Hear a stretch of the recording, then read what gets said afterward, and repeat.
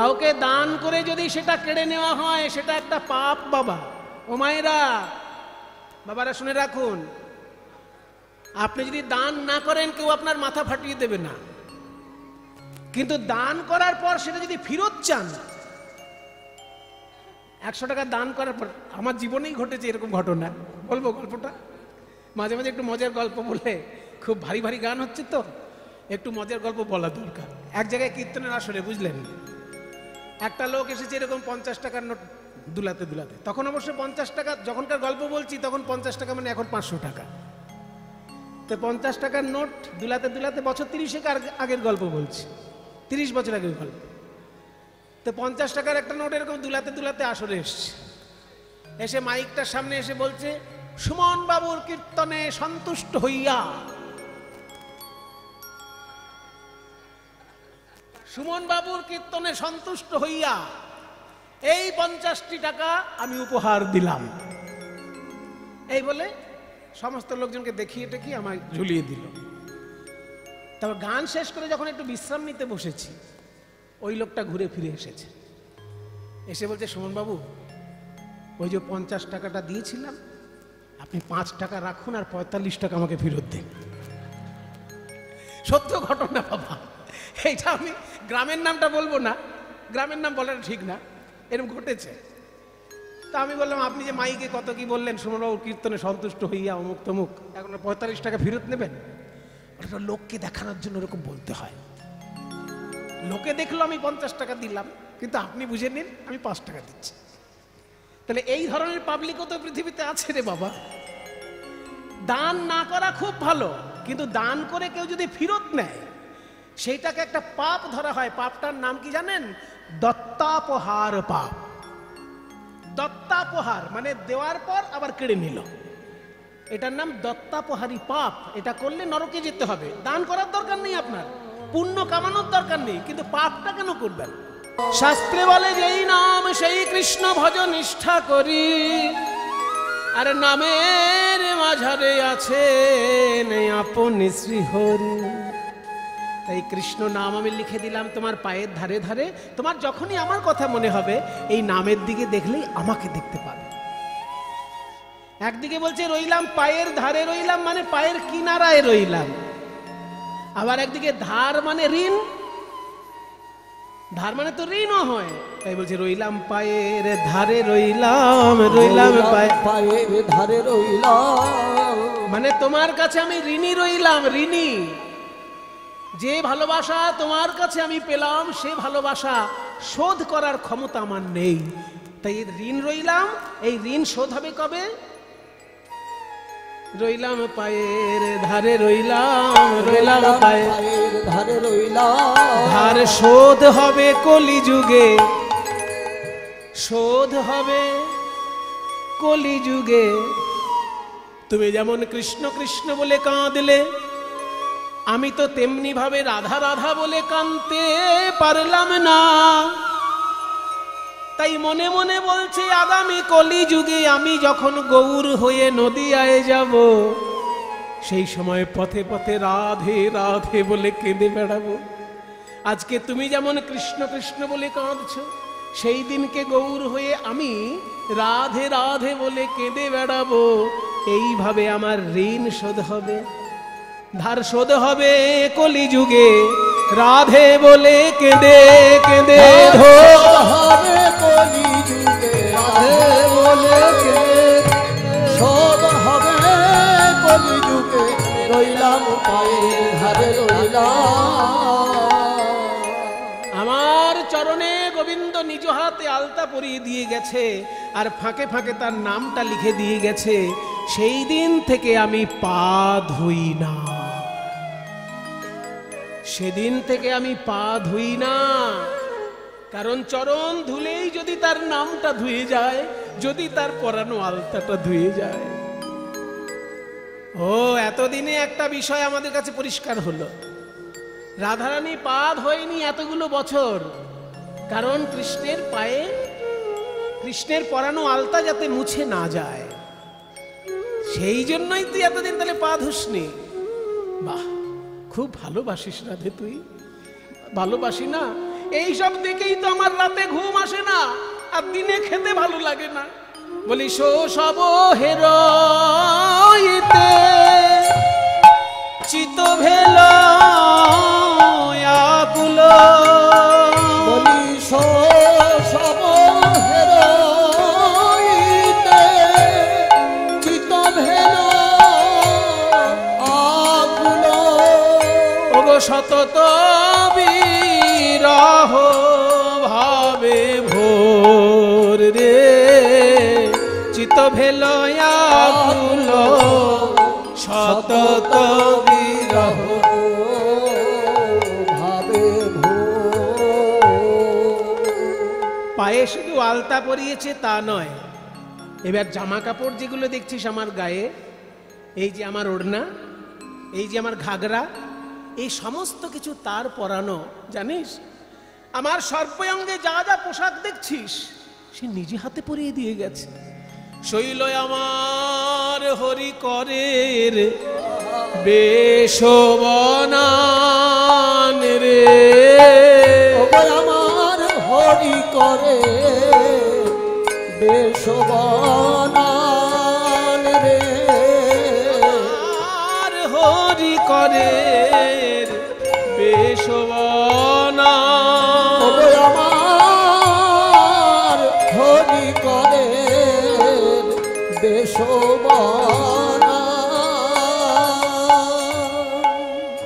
শোষবয়া ছয়ে কিছু নাহি মিটই,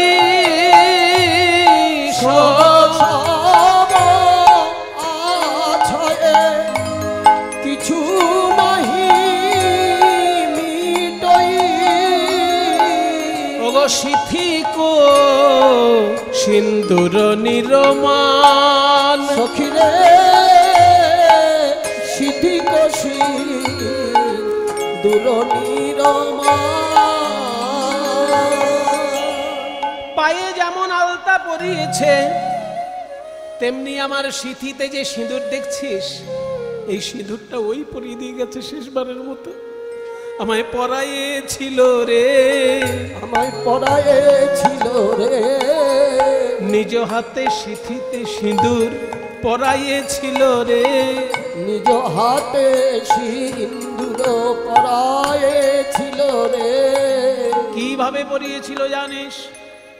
বাঁ হাতে আমার এই চিবুকে স্পর্শ করে, চিবুকটাকে বাঁ হাতে ধরে, বাঁ হাতে চিবুক মানে মাথাটা যাতে না নড়ে, সেই জন্য চিবুকে হাত দিয়ে বাঁ হাতে চিবুকটা দিয়ে আর ডান হাতে সিঁদুর নিয়ে এইভাবে পরিয়েছিল।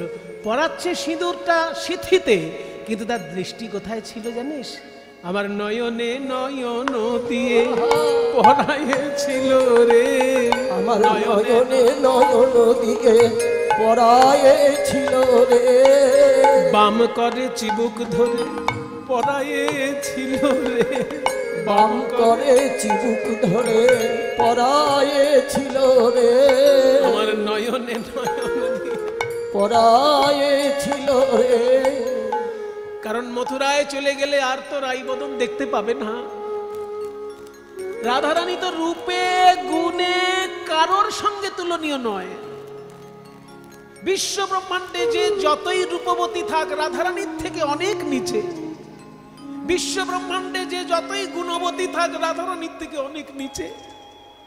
তাই ওই রাইবদন আর তো দেখতে পাবে না, তাই অপলকে চেয়েছিল আমার মুখের দিকে, জানিস? চেয়েছিল রে, চেয়েছিল রে, আমার নয়নে নয়নে দিয়ে চেয়েছিল রে, নয়নে নয়ন দিয়ে চেয়েছিল রে, অপলকে নয়ন দিয়ে যেন কতদিন দেখে নাই রে, অপলকে নয়ন দিয়ে কতদিন দেখে নাই রে, অপলকে নয়ন দিয়ে কতদিন দেখে নাই রে, অপলকে নয়ন কতদিন দেখে নাই রে, অপলকে নয়ন দিয়ে চেয়েছিল রে। ওগো সিথি কোষেন্দুর নিরমা, সখী আমার সিদ্ধি কষি দূর নিরমা,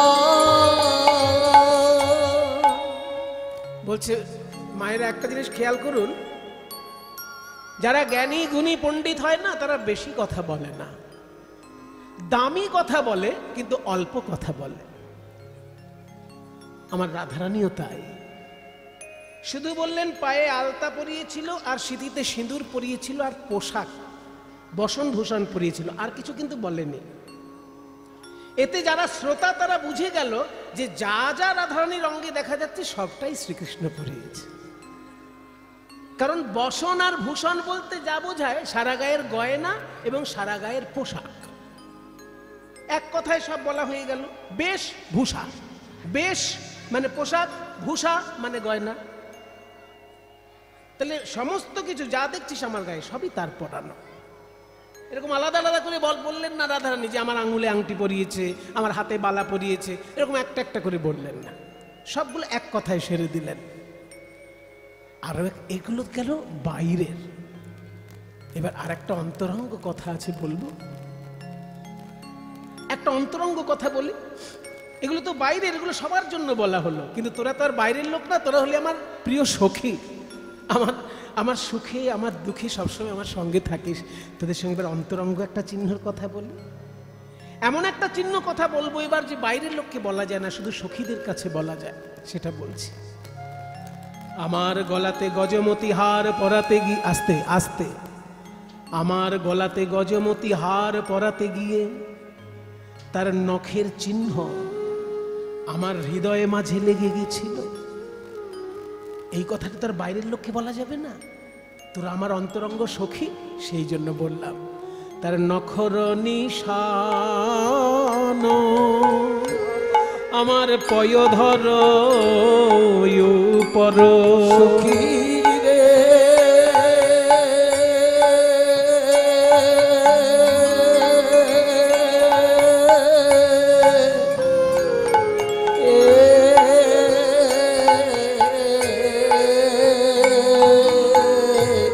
ওই নখর নিশান পয়ধর উপর।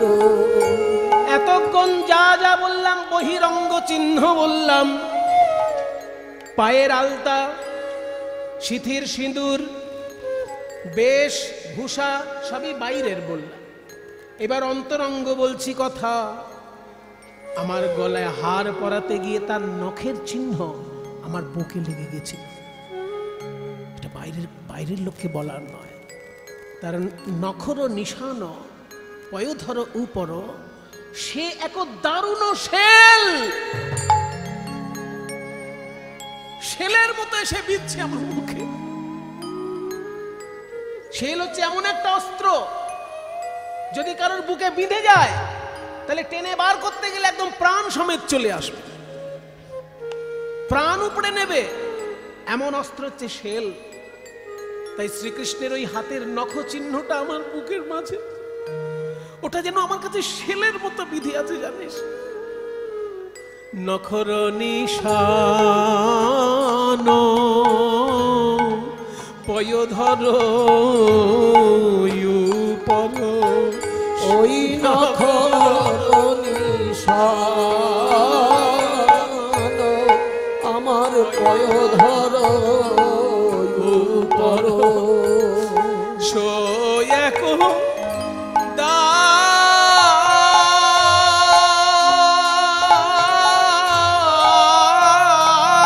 দারুণ শেল, সোয়াক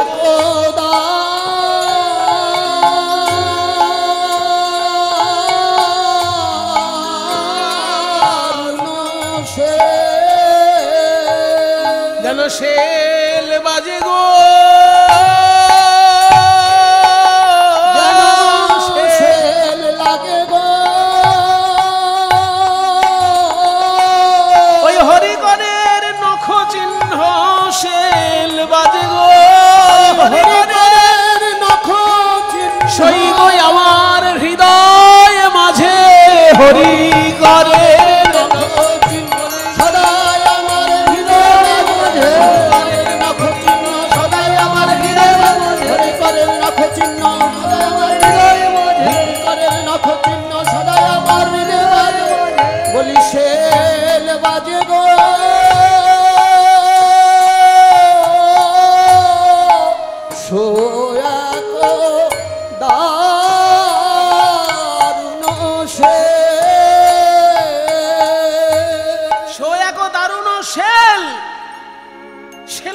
এসে যেন বিঁধেছে ওই নখ চিহ্ন আমার হৃদয়ে। রাধারানীর দুই নয়ন ধারায় ভেসে যায় গোবিন্দের স্মৃতি কথা বলতে বলতে। সখীদের মধ্যে একজন প্রশ্ন করছে, আচ্ছা রাধে একটা কথা বলবো? বল বল। আমি একটা কথা বলি শোন, প্রিয়তম যদি কাছে না থাকে তাহলে প্রিয়তমের চিহ্নগুলো ধরে রাখা মানেই তো কৃষ্ণকে ধরে রাখা। তো কৃষ্ণের সমস্ত চিহ্ন যখন তোর কাছে আছে, অন্তরঙ্গ বহিরঙ্গ সব রকম আমাদের কাছে খুলে বললি, আমরা তোর অন্তরঙ্গ বন্ধু বলেই খুলে বললে, তো তার চিহ্নগুলো যখন তুই বুকে ধরে রেখেছিস তার মানেই তো তাকে বুকে ধরে রেখেছিস, তাহলে এত কাঁদছিস কেন? চিহ্নগুলো রাখা মানেই তো তাকে কাছে রাখা। এইবার রাধারানী বলছেন, তবে শোন তোরা, গোবিন্দের চিহ্ন আমার এই অঙ্গে আছে তাই আমার কোনো দুঃখ নাই, কিন্তু একটা চিহ্ন আমি ধরে রাখতে পারি নাই, সেইটার জন্য কাঁদছি। তোরা কেউ একজন মথুরায় যাবি, তার কানে কানে বলে আসবি রাধারানীকে যে চিহ্নগুলো তুমি দিয়েছিলে তার মধ্যে একটা চিহ্ন রাধারানী রাখতে পারে নাই, সেইটা তুমি আরেকবার দিয়ে এসো, আর আমাদের বৃন্দাবনে তোমাকে কখনোই আসতেই হবে না। তাহলে সেটা কোন চিহ্ন যেটা তুই রাখতে পারিসনি? এইবার রাধারানী বলছেন, আমার চরণে তার হাতের পরানো আলতায় আছে, আমার সিঁথিতে তার হাতের পরানো সিঁদুর আছে, বেশ ভূষা সকল তার হাতের চিহ্ন, এমনকি হৃদয় মাঝে তার নখ চিহ্ন, কিন্তু একটা চিহ্ন আমি রাখতে পারি নাই, সেটা কি জানিস? কেবল যুগল নয়ন কাজর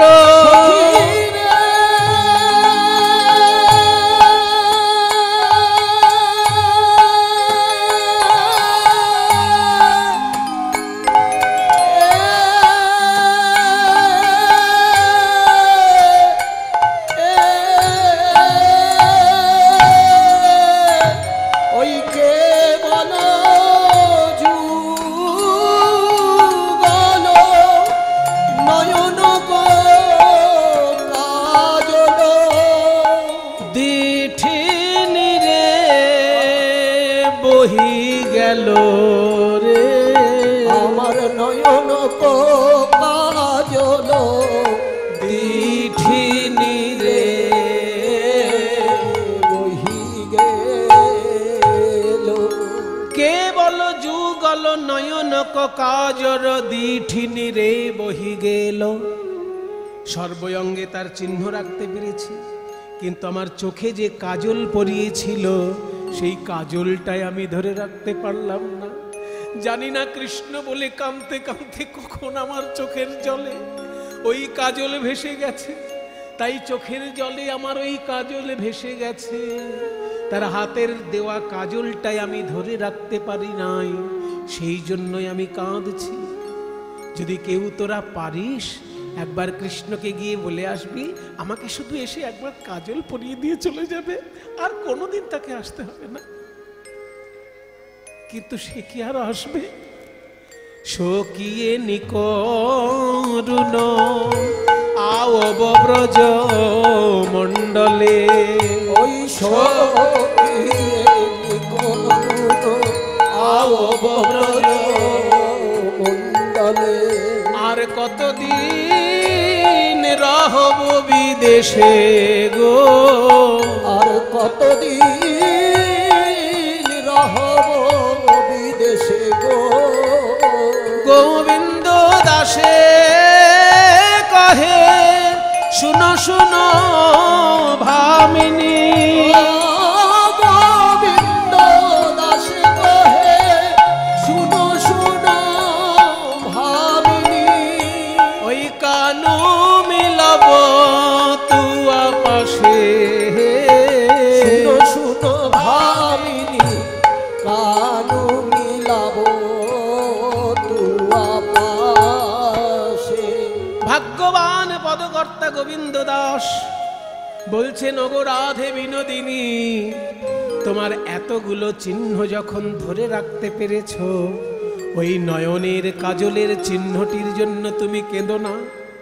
তোমার হয়ে, তোমার দাসী হয়ে আমি যাব, গোবিন্দকে অনুরোধ করব, সে যখন আসবে তার হাতে পরে নিও।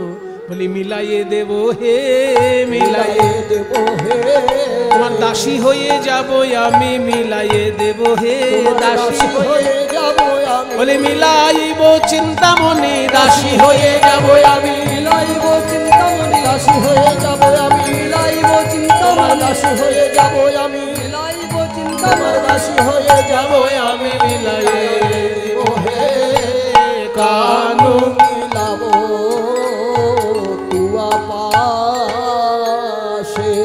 এই বলি মরিব, মরিব সখী, সখী নিশ্চয় মরিব, আমি মরিব, মরিব সখী, সখী রে মরিব, মরিব সখী রে মরিব, মরিব।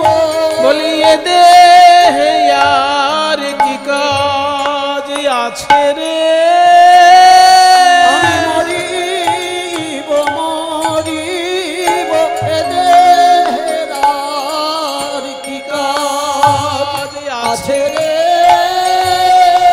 যে দেহ কৃষ্ণ ভজন সেবা করতে নারিল, বলিয়ে দে আর কি কাজ আছে রে। যে দেহ কৃষ্ণ সেবায় লাগলো না, ভজন করতে দেয় না, সে দেহ আর কি কাজ আছে, দেহ কৃষ্ণ সেবায় লাগলো না রে।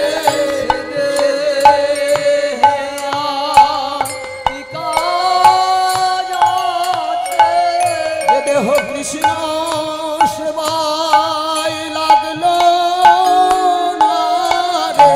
ওগো মরিব, মরিব সখী, আমি নিশ্চয় মরিব।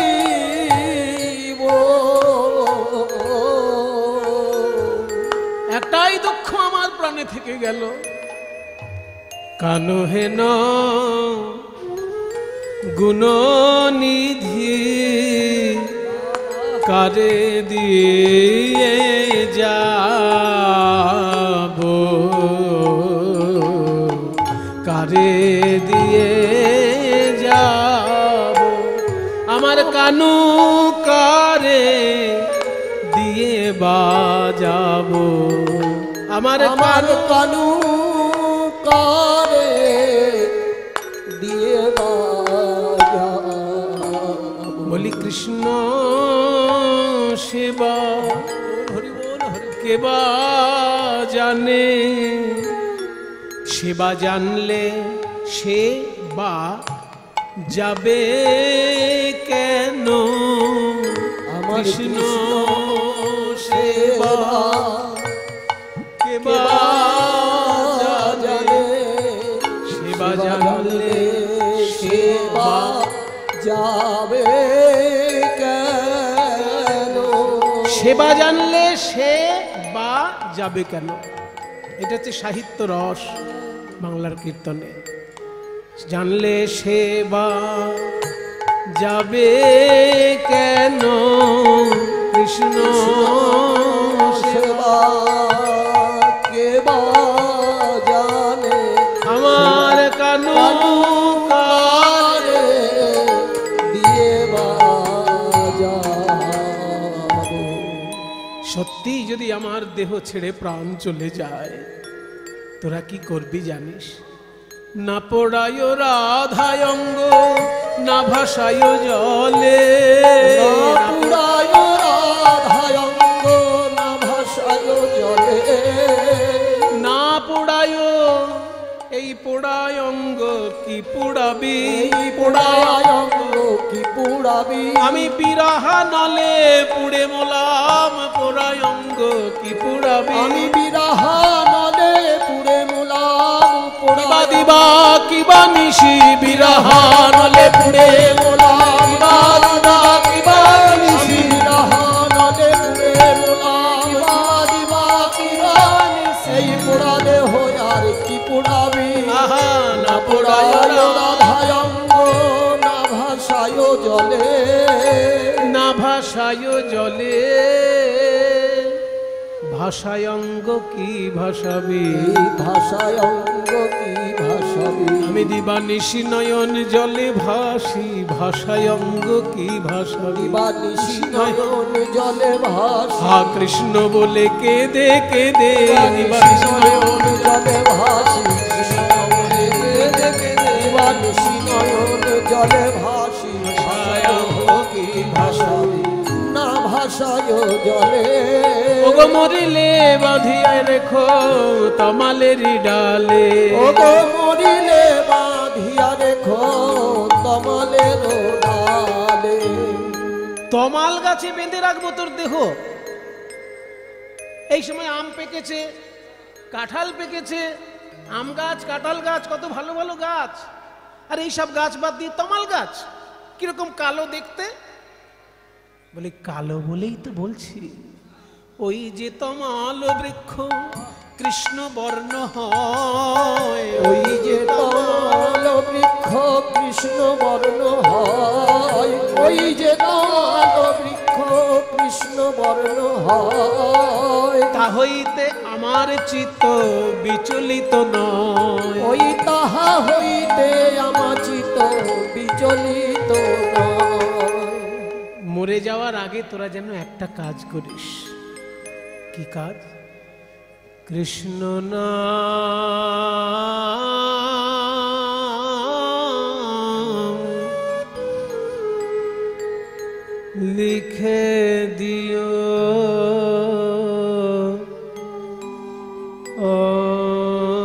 অঙ্গে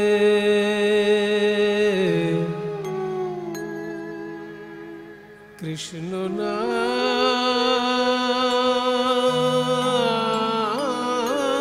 নাম লিখে দিও অঙ্গে তোমরা যতে কো সখী থেকো মঝু সঙ্গে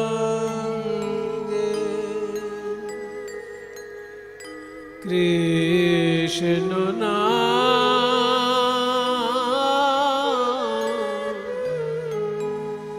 লিখে দিও অঙ্গে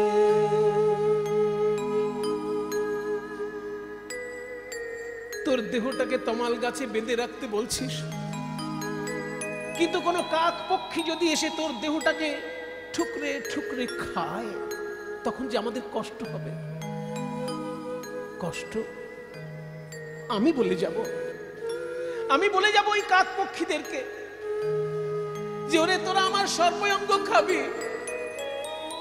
কিন্তু আমার চোখ দুটো যেন খুবলে খাস না সর্বঙ্গ খেয় রে কাক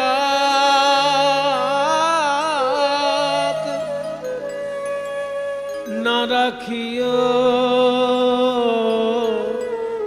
বাকি কিন্তু কৃষ্ণ দর্শন লাগি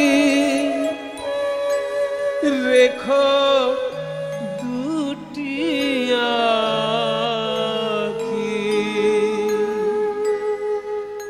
কভু যদি পিয়া আসে বৃন্দাবনে,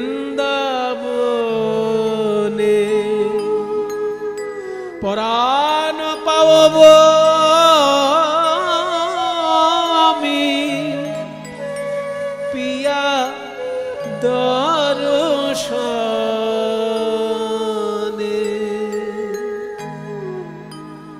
কাকদেরকে বলছে, ওরে কাক, আমার সর্বঙ্গ খাবি, কিন্তু নয়ন দুটি যেন খাস না, আমি কৃষ্ণ দেখব।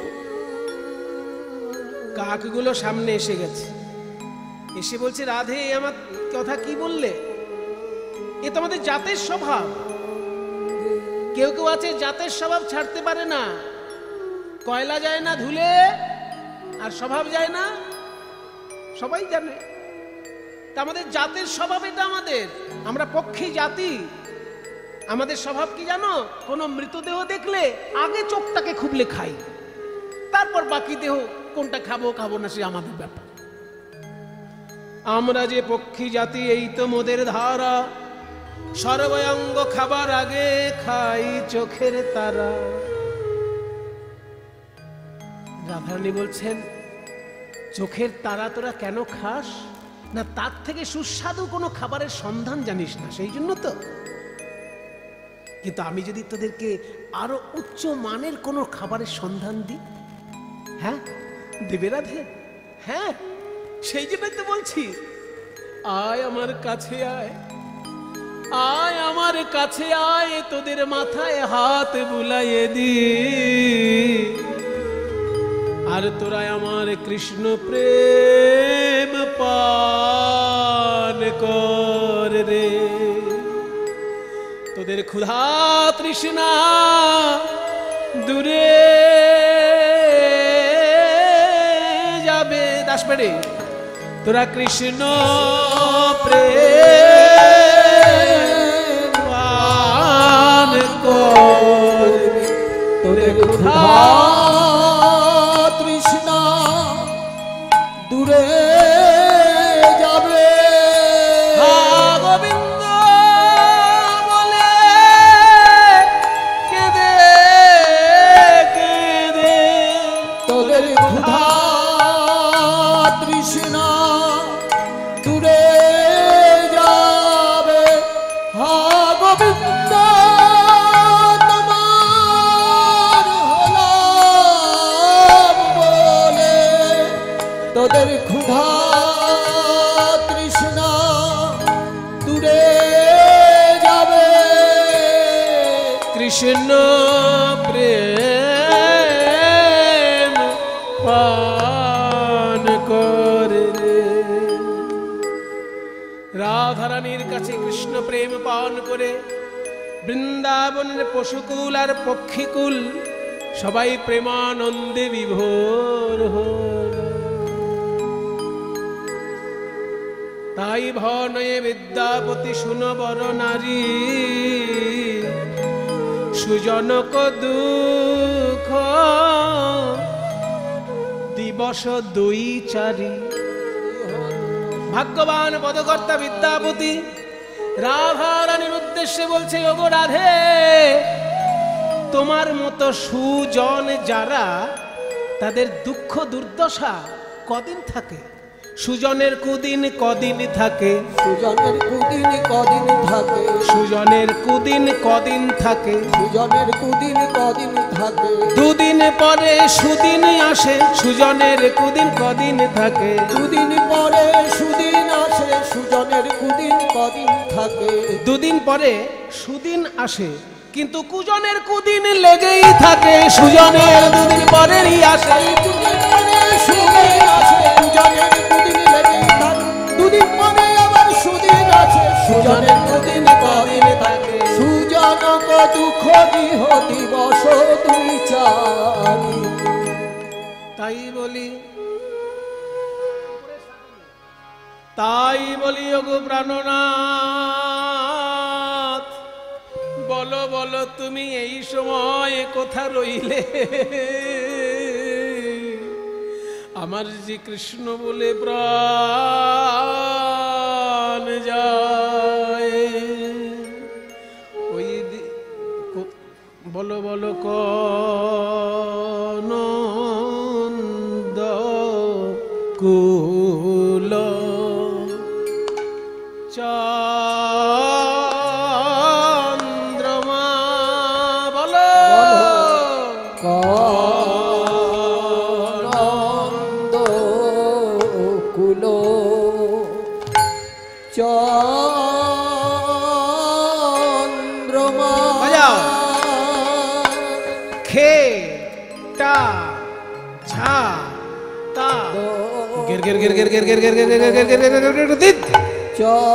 দা ধি না তে তে তে তে আনন্দ কুল চন্দ্রমা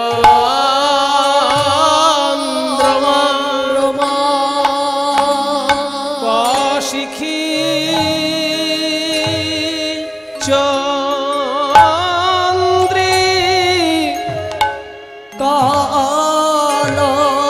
কালঙ্কৃতি আনন্দ কুল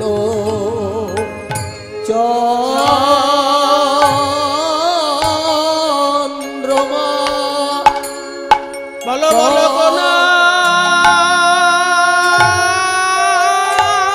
আকাশে উদয় হলে বলো বলো আকাশে বড় লোভা উদয় হলে নন্দ কুল চন্দ্রমা পতাকাশে নন্দ কুল চন্দ্রমা পতাকাশে হরি বল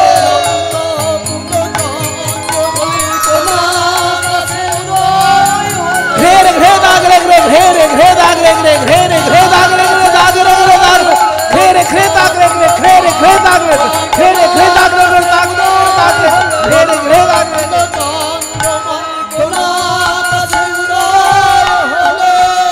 হে নন্দ কুল চন্দ্রমা আনন্দ কুল চন্দ্রমা এই গানটি একটি মূল্যবান গান। এগুলো সব দুর্লভ গান গাইছি আজকে, খুব একটা সহজ সরল গান গাইছি না। একটা সহজ সরল গান গাইলাম, মরিব মরিব সখী নিশ্চয় মরিব, এটা সব জায়গায় শুনতে পাবেন। কিন্তু তার আগে যেটা গাইলাম গোবিন্দ দাসের পদ, রাধারানীর স্মৃতি কথার পদ, ওটা দুর্লভ পদ। আর এখন যেটা গাইছি এটাও দুর্লভ গান। এই গানটির লেখক হচ্ছেন মহাপ্রভুর অন্তরঙ্গ পার্ষদ শ্রী রূপ গোস্বামী। শ্রী রূপ গোস্বামীর লেখা সংস্কৃত ভাষায় একটি শ্লোক, কিন্তু গান হিসেবে কীর্তন জগতে গাওয়া হয় এটাকে। শ্লোকটা হচ্ছে ক নন্দকুল চন্দ্রমা, মানে নন্দকুলের চাঁদ তুমি কোথায়। ক শিখি চন্দ্রিকা অলঙ্কৃতি, ক মানে কোথায়, শিখি চন্দ্রিকা অলঙ্কৃতি। শিখি মানে কি, শিখি মানে ময়ূর, চন্দ্রিকা মানে দুটো হয়, একটা চন্দ্রিকা মানে চাঁদের আলো, আর একটা চন্দ্রিকা মানে ময়ূরের পালক। ময়ূরের পালকের মাঝখানটা ওই যে গোল জায়গাটা চাঁদের মতো দেখায় না, ওই জন্য ময়ূরের পালককেও চন্দ্রিকা বলে। তাহলে শিখি চন্দ্রিকা মানে ময়ূরের পালক। এই ময়ূরের পালক অলংকার যাহার, সেই কৃষ্ণ তুমি কোথায়। ক শিখি চন্দ্রিকা অলঙ্কৃতি। তারপর বলছে ক মন্দ্র মুরলী রভ, মন্দ্র মানে গুরু গম্ভীর, আকাশে যে গুড়গুড় করে মেঘ ডাকে ওই গুরু গম্ভীর আওয়াজটাকে মন্দ্র বলে। ক মন্দ্র মুরলী রব, সেই মন্দ্র মানে গুরু গম্ভীর সেই মুরলীর ধ্বনি কোথায়। কনু সুরেন্দ্র নীলোদ্যুতি, সুরেন্দ্র মানে ইন্দ্র, ইন্দ্রনীল মানে নীলা পাথর, ইন্দ্রনীলোদ্যুতি অর্থাৎ নীলা পাথরের মতন যার গায়ের ছটা, সেই শ্রীকৃষ্ণ তুমি কোথায়। ক মন্দ্র মুরলী রব কনু সুরেন্দ্র। এটা আমায় শিখিয়েছিলেন শ্রী নীলমণি দাস মহাশয়। যামিনীকান্ত মুখোপাধ্যায় খুব বড় গায়ক ছিলেন। সেই যামিনীকান্ত মুখোপাধ্যায়ের প্রিয় দোহার নীলমণি দাস এই গান আমায় শিখিয়েছিলেন। কমন্দ্র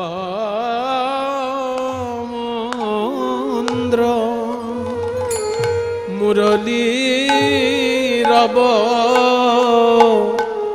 কনু সুরেন্দ্র নীলোদ্যুতি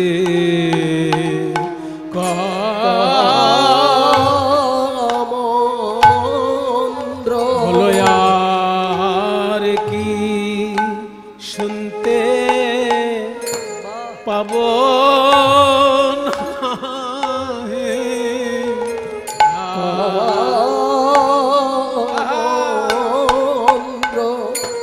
আমরা আর কি শুনতে পাবো না হে। সেই মধুর মন্দ্র মুরলিতা আর কি শুনতে পাবো না হে। সেই মধুর মন্দ্র মুরলিতান মুরলিতা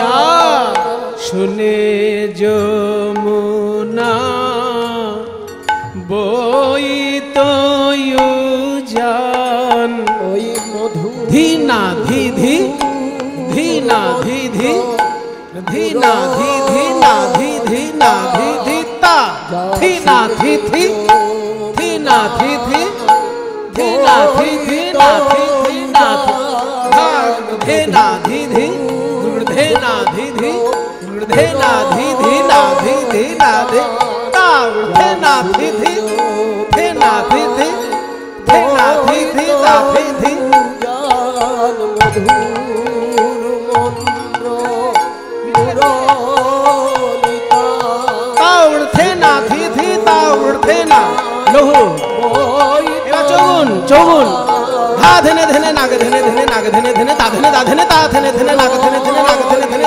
তা ধেনে ধা শুনে যমুনায় বইত জান ধেনে ধেনে নাগে ধেনে ধেনে তা ধেনে তা ধেনে ধেনে মুরলিতা শুনে যমুনায় বইত সেই মধুর শুনে যমুনা বইত মধুর মন্ত্র মুরলিতা শুনে যমুনা বইত ওই মধুর মন্ত্র মুরলিতা আর কি শুনতে পাবো না গো। একটা গানের অর্ধেকটা এই পর্যন্ত গাওয়া হলো, বাকি অর্ধেকটাও গাই, কারণ এগুলো তো মহাজনী গান, এগুলো অত্যন্ত দুর্লভ হয়ে গেছে আজকালকার দিনে। এইসব কীর্তন অত্যন্ত দুর্লভ হয়ে গেছে। অর্ধেকটা গাইলাম, এর বাকি অর্ধেকটা হচ্ছে ক রাস ও রস তাণ্ডবী, মানে রাসলীলার রসে যিনি তাণ্ডব নৃত্য করেছিলেন সেই কৃষ্ণ কোথায়? ক রাস ও রস তাণ্ডবী, সেই কৃষ্ণ কোথায়? ক রাস রস তাণ্ডবী, রাস রস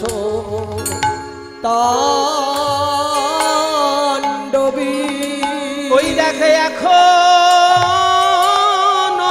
রাস রাসমঞ্চ আছে, রাস রস তাণ্ডবী বলি এখন রাস মঞ্চ আছে, কিন্তু রাস বিহারী চলে গেছে এখন। বিদায় গৌর হরি বল। দাগুর গুরু দাগুর গুরু দাগুর গুরু দাগুর গুরু হেই তেরে খেটা দাগুর দাগুর দাগুর দাগুর হেই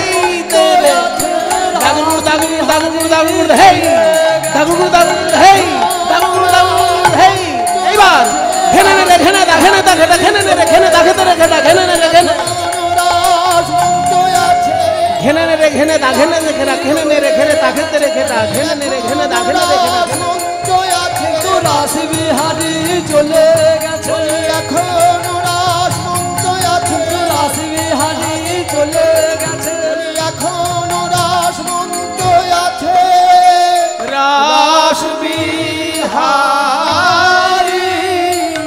চলে গেছে রাস রস তাণ্ডবী সখী জীব রক্ষৌষধি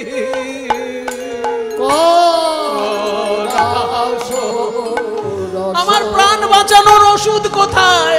তাণ্ডবী প্রাণ বাঁচানোর ওষুধ সখী জীব রক্ষৌষধি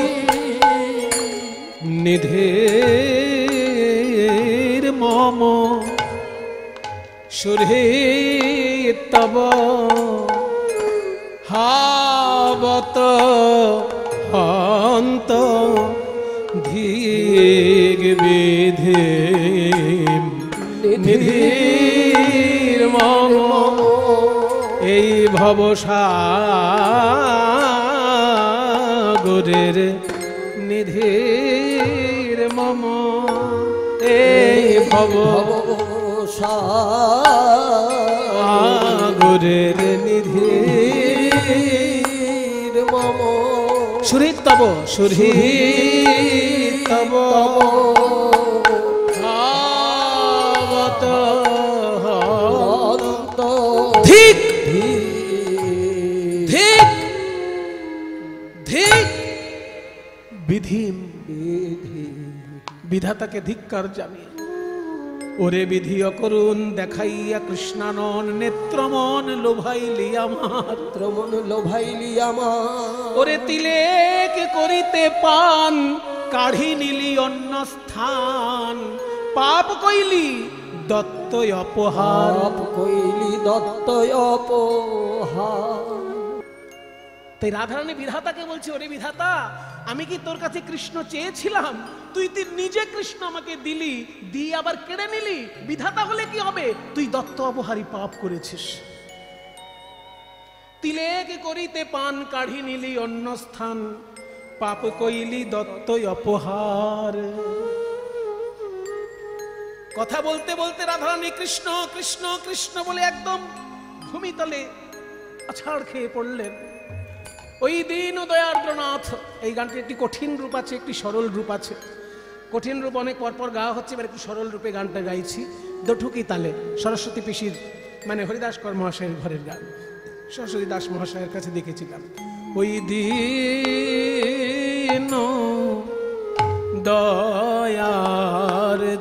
দয়ার্দ্রনাথ হে মথুরা হে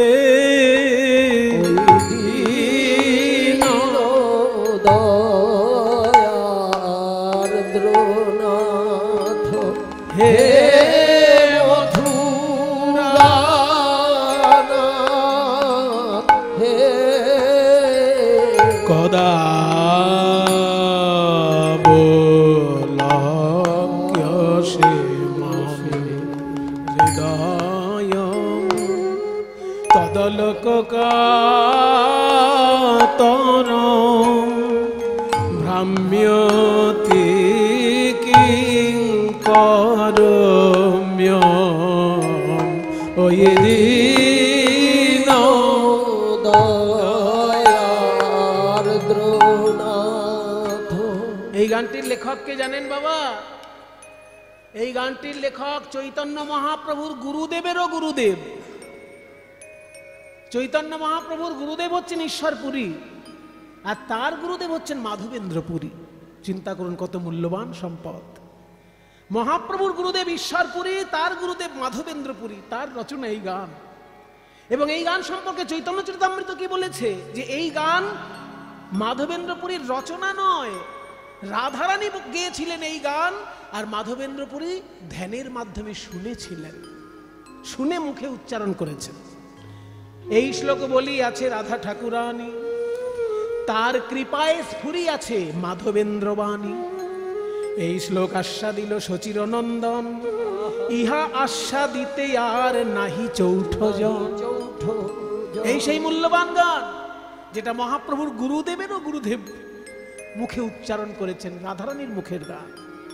ওই দীন দয়ার্দ্রনাথ, হে মথুরানাথ, আর একবার দেখা দাও, আর একবার দেখা দাও, ওহে মথুরানাথ তুমি কোথায় আছো? আর একবার দেখা দাও, ওহে মথুরানাথ তুমি কোথায় আছো? আর একবার দেখা দাও। সরস্বতী দাস মহাশয়ের কীর্তন যাদের শোনার ভাগ্য হয়েছে তারা জানেন, ওই রকম কীর্তন আমি দ্বিতীয় কারোর মুখে শুনিনি। মানে ভাবে ডুবে যাচ্ছেন, অথচ লয় একটুখানি কাটছে না, তাল একটুখানি কাটছে না। আমার তো মনে হয় পুরুষ গায়কদেরও বোধহয় অতখানি লয় জ্ঞান নেই যতখানি আমার সরস্বতী পিসির মধ্যে আমি দেখেছি। কঠিন তালে বিলম্বিত গান গাইছেন, অজস্র শ্রুধারায় বয়ে যাচ্ছেন, কিন্তু তাল এক বিন্দু কাটছে না। এই হচ্ছে সরস্বতী দাস, হরিদাস কর মহাশয়ের প্রিয় ছাত্রী। হরিদাস কর মহাশয়ের আরেকজন ছাত্র বৃন্দাবন বণিক, তার কাছেও আমি বেশ কিছু গান শিখতে পেরেছি, আমার ভাগ্য ভালো। আর একবার দেখা দাও, আর একবার দেখা দাও, ওহে মথুরানাথ তুমি কোথায় আছো? আর একবার দেখা দাও, ওহে মথুরানাথ তুমি কোথায় আছো? আর একবার দেখা দাও, আর একবার দেখা দাও, আর একবার দেখা দাও, ওহে মথুরানাথ কোথায় আছো? হৃদয় ধরে আর দেখা দাও, মথুরানাথ কোথায় আছো? আর একবার দেখা দাও, মথুরানাথ মথুরানাথ কোথায় আছো? একবার দেখা দাও, আর একবার দেখা দাও, ওই দিন দয়ার দ্রোনাথ। কহিতে কহিতে ধ্বনি মূরছিত ভেল, ধাই সহচরীগণ কোর পর নিল।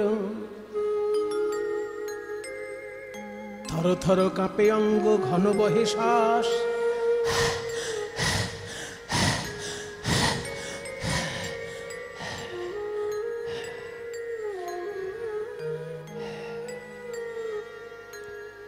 ঘন নিঃশ্বাস বইতে বইতে হঠাৎ নিঃশ্বাস বন্ধ হয়ে গেল। সখীগণ এক টুকরো তুলো এনে নাকের সামনে ধরে দেখছে তুলো নড়ছে না। নাসায় অগ্রে তুলা ধরি হেরয়ে নিঃশ্বাস। যখনই এইভাবে রাধারানীর শেষ দশা উপস্থিত হলো, মাথুর বিরাহে রাধারানীর 10টি দশা উপস্থিত হয়, শেষ দশার নাম মৃত্যু দশা। চিন্তাত্র জাগরত বেগো তানবং বলিনাঙ্গতা বৈয়াগ্রং ব্যাধি উন্মাদ মোহ মৃত্যুর দশাদশ। 10 রকমের দশা হয় বিরহে, মাথুর বিরহে। প্রথমে চিন্তা, কবে আসবে কৃষ্ণ, কবে আসবে কৃষ্ণ। এখনো তখনো করি দিবস গোয়ায়নু, দিবস দিবস করি মাসা, মাসা মাসা করি বরস গোয়ায়নু, ছোড়নু জীবন কি আশা। চিন্তা দশা।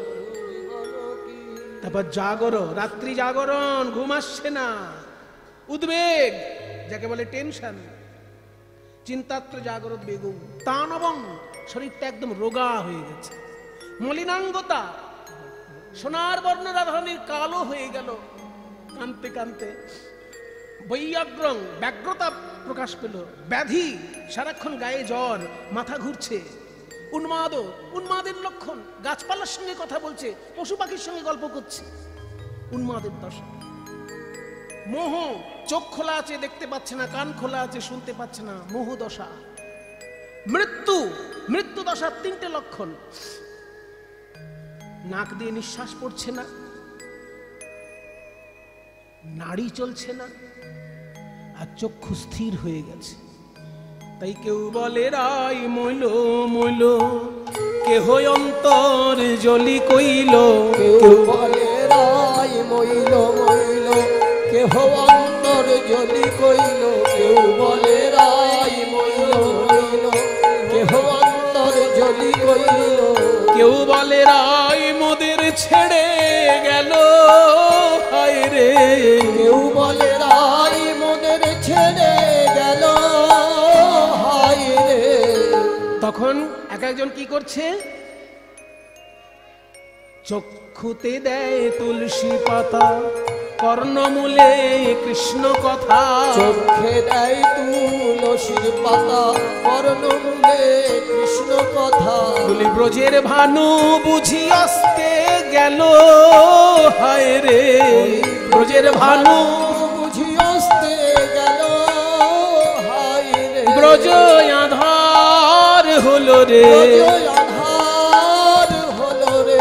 আমাদের রাই ভানু আসতে গেল, ব্রজ আধার হলো রে। আমাদের রাই ভানু আসতে গেল, কৃষ্ণচন্দ্র অদর্শনে রাই ভানু আসতে গেল।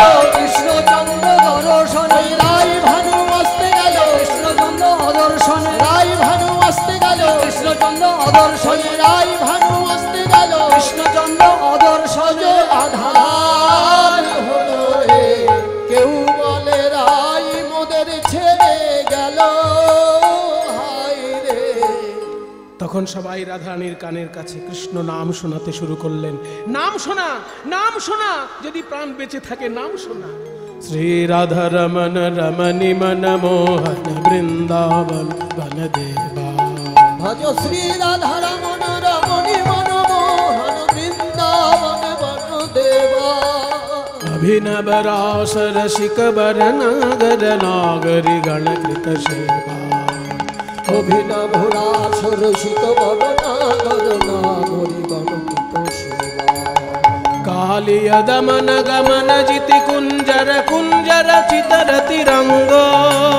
कालिय दमन গমন জিতি কুঞ্জর কুঞ্জর চিতর তিরঙ্গ। गोविंद दास हृदय मणि मंदिरे। গোবিন্দ দাস হৃদয় মণি মন্দিরে। अविचल मूर्ति त्रिभंग, अविचल मूर्ति त्रिभंग रे, अविचल मूर्ति त्रिभंग। ভজ শ্রী রাধা রমণ রমণী মনমোহন বৃন্দাবন বন দেবা। आहा गोविंद दास हृदय मणि मंदिरे। गोविंद दास सदाई जागे रे हृदय मंदिरे, सदाई जागे গোবিন্দ দাস हृदय मणि मंदिरे, सदाई जागे रे गोविंद दास हृदय मणि। মন্দিরে অবিচল মূর্তি। ভজ শ্রী রাধা রমণ রমণী মনমোহন বৃন্দাবন বন দেবা। যখনই রাধা রানীর কানের কাছে কৃষ্ণ নাম শুনিয়েছেন সখীগণ, রাধারানীর জ্ঞান ফিরছে, জ্ঞান ফিরছে। আর কি বলছেন? এনেছো, গান গাইব না, সুরটা করছি শুধু, বড় একতালি গান আছে এখানে। এনেছো তো দাও আমার মুরলী বদন, যে নাম শুনায় আমার করালি চেতন। বড় একতালি গান। এনেছো তো দাও আমার মুরলি বদন। ওগো যে নাম শুনায়ে আমায় করালি চেতন। এটা দ্বিজেন দে মহাশয়ের শেখানো গান। বল কই কই কই সে যার নামে আমায় চেতন কইলি কই কই কই সে যার নামে আমায় চেতন কইলি। বল তারে কোথায় লুকাইলি যার নামে আমায় চেতন কইলি। বল তারে কোথায় লুকাইলি যার নামে আমায় চেতন বল কই কই কই সে। এই বলে যখনই নয়ন খুলেছে, পিছনে রয়েছে সখীগণ আর সামনে দেখছে একটা তমাল গাছ। তমাল গাছের উপরে একটা ময়ূর বসেছে, বুঝলেন? রাধারানী ময়ূরটাকে দেখতে পাচ্ছে না, কিন্তু ময়ূরের পালক দেখেছে। তমাল গাছের ওই কালো রং দেখে ভাবছে ওই তো আমার প্রাণ গোবিন্দ, আর ময়ূরের ওই পালকটা দেখে ভাবছে ওই তো তার চূড়ায় ময়ূরের পালক, তাহলে তেই তো গোবিন্দ এসেছে। তাই তমাল গাছকে দেখে গোবিন্দ মনে করে রাধারানী কথা বলছেন। আরে সম্মুখে তমাল তরু তমাল তরু দেখি তরু দেখিবারে পায় রাইধনী আমার সম্মুখে তমাল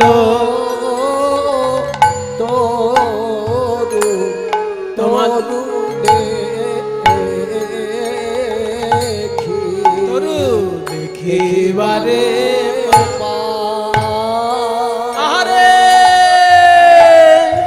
শিখি পুচ্ছ দেখি ভাবে ওই শ্যাম বুঝি ওই শ্যামরা আরে শিখি পুচ্ছ দেখি রাইধনী বলে ওখানে দাঁড়ায়ে কেন চির অপরাধীর মতো ওখানে দাঁড়ায়ে কেন চির অপরাধীর এই যে গল লগ্নীকৃত বাসে চির অপরাধী। তোমায় কেউ কিছু বলেছে নাকি চির অপরাধী। তোমায় কেউ কিছু বলেছে নাকি এসো আমার হৃদয়ে এসো তোমারে অন্তরে রাখবো